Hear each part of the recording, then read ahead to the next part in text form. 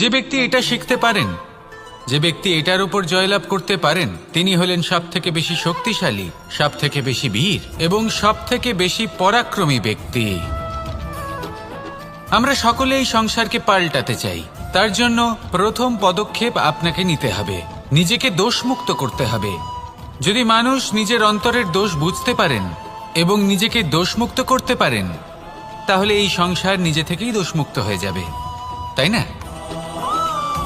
তাহলে নিজেকে দোষমুক্ত করুন আর আমার সাথে ভালোবেসে বলুন, রাধা রাধা।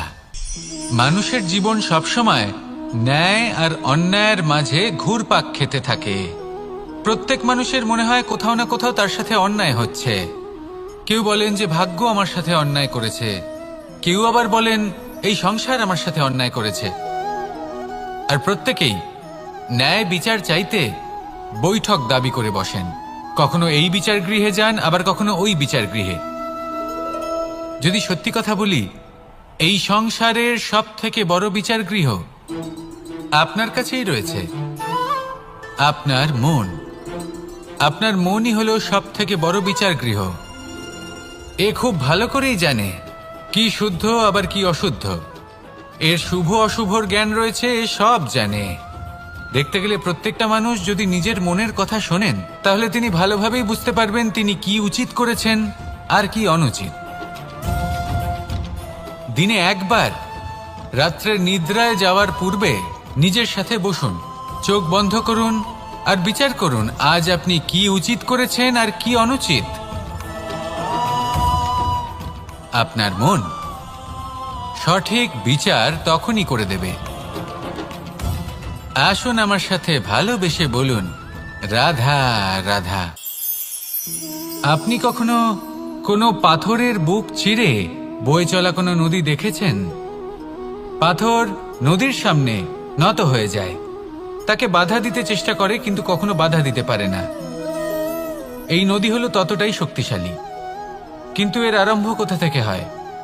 দূরে কোথাও কোনো পর্বতের চূড়াতে এক বিন্দু জল ঝরে পড়ে আর তার সাথে হিম গলিয়ে দেয়। তারপর জলের শক্তি বৃদ্ধি পায়, তারপর অনেক বিপদের সম্মুখীন হয় আর অনেক ধরনের বাধা সে অতিক্রম করে। তার শক্তির এতটাই বৃদ্ধি হয় যে তাকে বাধা দেওয়া একেবারেই অসম্ভব ব্যাপার হয়ে যায়। দেখুন, নদী তো মহান বটেই, কিন্তু তাকে মহান করে তুলেছে কে? সেই সকল বিপদ যার থেকে ও কখনো পালায়নি। সেইভাবেই আমাদেরও বিপদ থেকে পালিয়ে গেলে হবে না, তার সম্মুখীন হতে হবে সাহসের সাথে, পূর্ণ শক্তি প্রয়োগ করে। তবেই আমরা শিখতে পারবো, তবেই আমরা সামনে এগোতে পারবো। যদি আপনি জীবনে কুন্দন হয়ে উঠতে চান, তাহলে জ্বলন সহ্য করতেই হবে।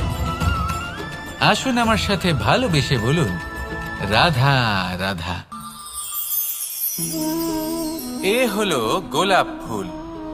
একে আমরা সকলেই চিনি। সমগ্র সংসার ভালোবাসে এই পুষ্পকে। এই ফুল দেখতেও সুন্দর। সবথেকে বেশি গুরুত্বপূর্ণ কথা হলো এর সুগন্ধ, যা দূর দূরান্ত থেকে ব্যক্তিদেরকে আকৃষ্ট করে। এই সুন্দর পুষ্প একটু মন দিয়ে দেখলেই দেখা যায় এর নিচে কাঁটা রয়েছে। এই সংসার বলে, এ প্রকৃতির কেমন রচনা, এত কোমল পুষ্প, এটা কি তীক্ষ্ণ কাঁটা সহ প্রস্ফুটিত হয়? এটাই হলো জীবনের সত্য। আমাদের অন্তরের সদ্গুণ, সেগুলিও এই ফুলের মতোই সুন্দর। সংসার এর সৌন্দর্য দেখতে পায়, এর সুগন্ধ চতুর্দিকে ছড়িয়ে পড়ে। কিন্তু এই সদ্গুণ জাগ্রত করে তোলার জন্য কঠোর পরিশ্রম করতে হয়, প্রতিনিয়ত চেষ্টা করে যেতে হয়। তাই জন্য যদি আপনি জানেন আপনার পথ উচিত কিন্তু তা কাঁটায় পরিপূর্ণ, তাহলে থামবেন না, চলতে থাকুন। একবার যদি অন্তরের সদ্গুণ জাগ্রত হয়, তাহলে এই সংসার এর সৌন্দর্য দেখবে আর সুগন্ধে আকর্ষিত হয়ে আপনার কাছে আসবে। এই মন, এই জীবন প্রসন্ন হয়ে বলবে, রাধা রাধা। মোহনের বাঁশির এই সুর, এই সঙ্গীত কার না পছন্দ হয়? সবারই খুব ভালো লাগে। এবার এই সুর আসে কোথা থেকে?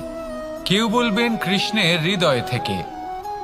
সত্য কথা, এই সুর হৃদয় থেকে নির্গত হয় এবং প্রকট হয় এই বাঁশি থেকে। এই বাঁশিটাকে দেখুন, এই ছিদ্রগুলি দেখুন, প্রত্যেকটা সুর থেকে নিজস্ব একটা স্বর নির্গত হয়।